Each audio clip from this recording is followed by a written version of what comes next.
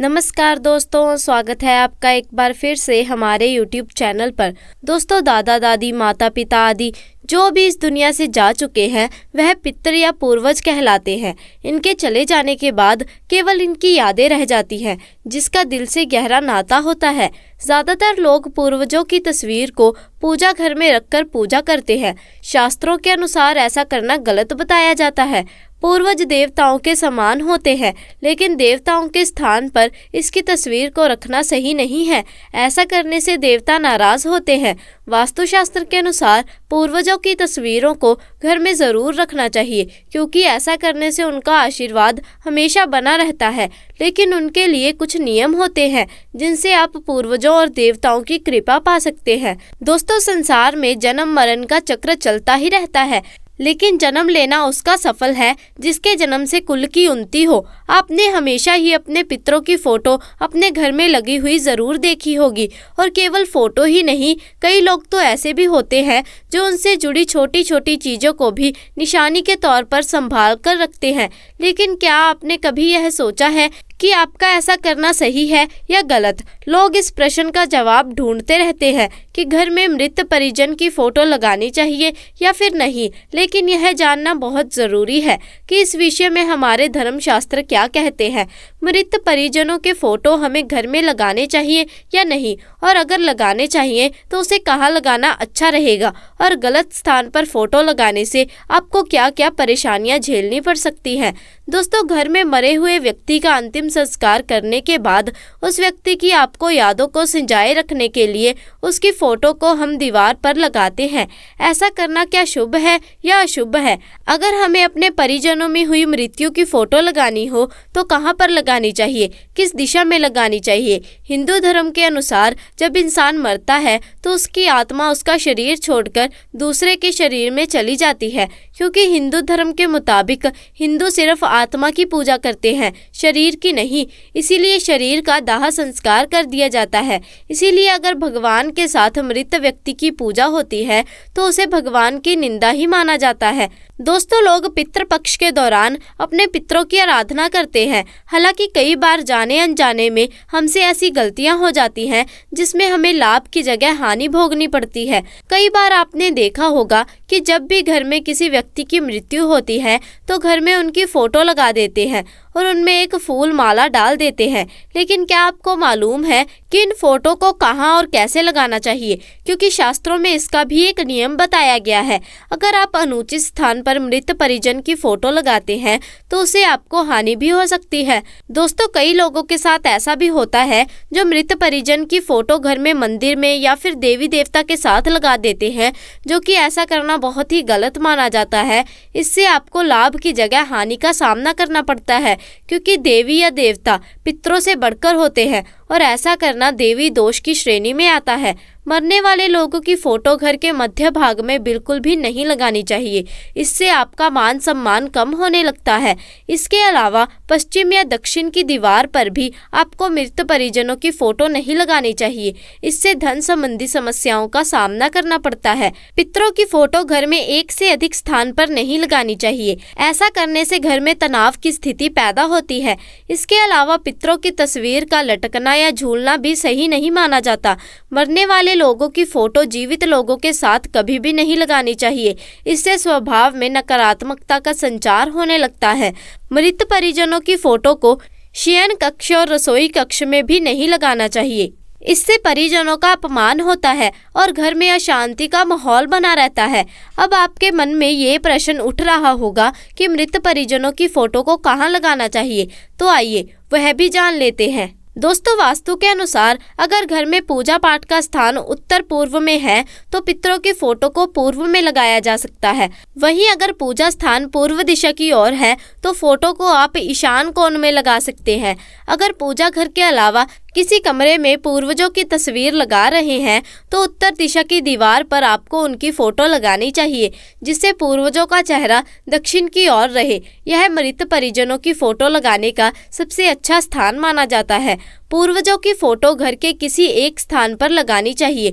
वो स्थान ऐसा होना चाहिए जो दिशा दोष से मुक्त हो। जब भी आप मृत परिजनों की फोटो अपने घर में लगाएं तो फोटो के नीचे किसी भी लकड़ी के गट्टे का उपयोग जरूर करें, जिससे फोटो लटकाया फिर झूलता हुआ दिखाई ना दे। मित्रों, घर के पूर्वजों की फोटो केवल आपको देखने के लिए है, किसी दूसरे के लिए नहीं। इसलिए आपको उसे एक स्थान पर ही लगाना चाहिए जहां पर किसी अतिथि की नजर ना पड़े और आप भी उन्हें प्रतिदिन ना देखें, तो यह आपके लिए अच्छा है। हालांकि दोस्तों, आपकी भावनाएं उनसे जुड़ी हुई हैं, लेकिन उन्हें प्रतिदिन याद करने से आपके भविष्य पर इसका बुरा असर पड़ सकता है। यह भी माना जाता है कि हर समय पूर्वजों को याद करते रहने से मन में उदासी और निराशा की भावना उत्पन्न होने लगती है, जिससे किसी भी काम में पूरा फोकस नहीं हो पाता है। अगर आप अपने पितरों की तस्वीर को अनुकूल स्थान पर नहीं लगाते हैं तो इससे आपको कई तरह की समस्याओं का सामना करना पड़ सकता है, जैसे मानसिक तनाव, व्यापार में हानि,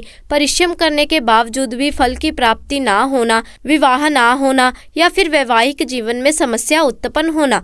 दोस्तों, अगर आम भाषा में कहा जाए तो वो व्यक्ति और उसके परिवार को समस्याओं का सामना करना पड़ता है। पितृदोष होने पर अनुकूल ग्रहों की स्थिति, गोचर दिशाएं ठीक होने पर भी शुभ फल प्राप्त नहीं होता है। पूजा पाठ, दान पुण्य और देवी की अर्चना की जाए फिर भी उनको उसका सही फल प्राप्त नहीं हो पाता है।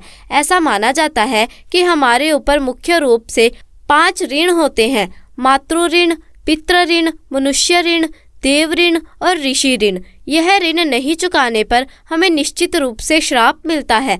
दोस्तों, पितृ दोष 2 प्रकार से प्रभावित करते हैं: अधोगति वाले पितरों के कारण और ऊर्ध्वगति पितरों के कारण। उद्योग वाले पितृ दोषों का कारण परिजनों द्वारा किया गया गलत आचरण, बेईमानी से कमाया गया धन और उसका गलत लोगों द्वारा उपयोग है।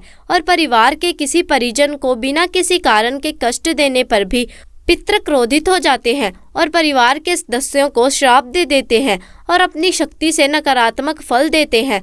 ऊर्ध्वगति वाले पितृ सामान्य पितृ दोष उत्पन्न नहीं करते हैं, लेकिन उनका किसी भी रूप में अपमान करने पर अथवा परिवार के पारंपरिक रीति रिवाजों का पालन नहीं करने पर वह पितृ दोष उत्पन्न करते हैं। कई बार आपने देखा होगा कि लोगों के जीवन में परेशानियां खत्म होने का नाम ही नहीं लेती। वह चाहे जितना भी समय और धन खर्च कर ले, लेकिन उनके कार्य में उन्हें सफलता नहीं मिल पाती। ऐसे लोगों की कुंडली में निश्चित रूप से पितृ दोष ही होते हैं। यह दोष पीढ़ी दर पीढ़ी परेशानियां उत्पन्न करते रहते हैं। जब तक पितृ दोष का विधि विधान से निवारण नहीं किया जाता, तब तक आने वाली पीढ़ियों को भी कष्ट देते रहते हैं। इस दोष के निवारण के लिए कुछ विशेष दिन और विशेष समय निर्धारित किए गए हैं, जिनमें इसका पूरा निवारण किया जाता है। दोस्तों, श्राद्ध पक्ष ही एक ऐसा अवसर है जब पितृ दोष से मुक्ति पाई जा सकती है। इस दोष के निवारण के लिए शास्त्रों में नारायण बलि और नाथ बलि का विधान विस्तार पूर्वक बताया गया है, जिसे करने के बाद पितृ दोष से मुक्ति पाई जा सकती है। अब प्रश्न यह भी उठता है कि हमें और तस्वीर कैसे लगानी चाहिए। घर की दीवार पर तस्वीरें भी बोलती है। हमें अपने घर की तस्वीरें लगाने से पहले वास्तव में विचार करना चाहिए। जहाँ तक मेरा मन कहता है, हमारे घर में ऐसी तस्वीरें होनी चाहिए जिन्हें देखते ही मन खुशियों से भर जाए। हमें अपने घर में सुंदर फूलों, बहते हुए झरनों, चहचहाते पक्षी और उदय होते सूर्य या फिर खिलखिलाती सुंदर बच्चों की या फिर ऐसे मनोरम नृत्य करती मुद्राओं की जिन्हें देखकर मन मयूर बन के नाचने लगे। तस्वीरें कुछ कहती ही नहीं, अपना प्रभाव भी छोड़ती हैं। घर में सकारात्मक ऊर्जा भी फैल आती है। इसी के साथ दोस्तों, जानते हैं कि हमें मृत पितरों की किन किन चीज़ों को इस्तेमाल नहीं करना चाहिए। कई बार हम अपने मृत पितरों की परिजनों की वस्तुओं को उनके याद में अपने पास रख लेते हैं या उनकी वस्तुओं का उपयोग भी करने लगते हैं, लेकिन गुरु पुराण के अनुसार हमें मृत व्यक्तियों की कुछ वस्तुओं का उपयोग कभी नहीं करना चाहिए, क्योंकि इन वस्तुओं के साथ उन मृत व्यक्तियों की ऊर्जा जुड़ी हुई होती है। मरने के बाद भी व्यक्ति का वस्तु के प्रति मोह बना रहता है, जिस कारण से उसकी आत्मा उन वस्तुओं से जुड़ी हुई रहती है। और यदि कोई व्यक्ति उन वस्तुओं को उपयोग में लाता है तो उसे कई सारी परेशानियों का सामना करना पड़ता है। वह मृत आत्माएं उसे कई प्रकार के कष्ट देने लगती हैं। गुरु पुराण में मृत व्यक्ति की ऐसी 3 चीजों के बारे में बताया गया है जिनका भूल कर भी हमें इस्तेमाल नहीं करना चाहिए, अन्यथा हमें भयंकर परेशानियों का सामना करना पड़ सकता है। जिस भी व्यक्ति की वह वस्तुएं होती हैं उसे मोक्ष की प्राप्ति नहीं हो पाती और वह पृथ्वी लोक पर ही भटकता रहता है। तो चलिए जान लेते हैं वह कौन सी वस्तुएं हैं जिनका प्रयोग हमें नहीं करना चाहिए। सबसे पहली चीज है मृत व्यक्ति के कपड़े। जी हाँ, गुरु पुराण के अनुसार किसी भी मनुष्य को मृत व्यक्ति के वस्त्रों का उपयोग कभी नहीं करना चाहिए। उन्हें भूल कर भी अपने शरीर पर धारण नहीं करना चाहिए। ऐसा करने पर उस मृत व्यक्ति की आत्मा से जुड़ जाती है और उस मृत व्यक्ति की याद उसे सताने लगती है। जो भी मृत व्यक्ति के वस्तुओं का उपयोग करता है उसे वो आत्मा मानसिक और शारीरिक रूप से कमजोर बना डालती है। इन वस्तुओं का उसके मन पर बहुत गहरा प्रभाव पड़ता है। उस व्यक्ति को बार बार अपने उस मृत परिजन की ऊर्जा का एहसास होने लगता है। वो मृत परिजन बार बार उसके सपने में आकर उसे दुख और यातनाएं देने लगता है। इसी कारण से गरुड़ पुराण में कहा जाता है कि मृत व्यक्ति के वस्त्रों का उपयोग कभी नहीं करना चाहिए। आप याद के तौर पर चाहे तो उन्हें घर में संभाल कर रख सकते हैं, लेकिन भूल कर भी मृत परिजनों के वस्त्रों को कभी पहनना नहीं चाहिए। दूसरी बात, मृत व्यक्ति के गहने। गरुड़ पुराण में कहा गया है कि किसी भी मनुष्य को अपने मृत परिजन या मृत स्त्री के गहनों का उपयोग में नहीं लाना चाहिए। स्त्रियों का अपने आभूषणों और गहनों से सबसे अधिक लगाव होता है। मृत्यु के बाद भी उनका इन वस्तुओं के प्रति लगाव कम नहीं होता। गरुड़ पुराण के अनुसार मृत आत्मा का आभूषणों के प्रति लगाव उनके वस्त्रों से कई गुना अधिक होता है और जो भी व्यक्ति उनकी मृत्यु के पश्चात उनकी इच्छा के विरुद्ध उनके गहनों को पहनता है अथवा उनके आभूषणों को उपयोग में लाता है, उसे मृत व्यक्ति की ऊर्जा उस व्यक्ति से जुड़ जाती है और जिस कारण से उसे मानसिक परेशानियों का सामना करना पड़ता है।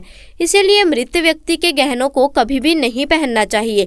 आप इन गहनों को उनकी याद के लिए संभाल कर रख सकते हैं अथवा इन गहनों को गला कर नए गहने बनवा कर पहन सकते हैं, लेकिन भूल कर भी उन्हीं अवस्था में उन गहनों को कभी नहीं पहनना चाहिए। तो दोस्तों, आज के लिए बस इतना ही। अगर आपको हमारी आज की जानकारी अच्छी लगी तो वीडियो को लाइक कीजिए, शेयर कीजिए और साथ ही हमारे चैनल को सब्सक्राइब भी कर दीजिए। धन्यवाद।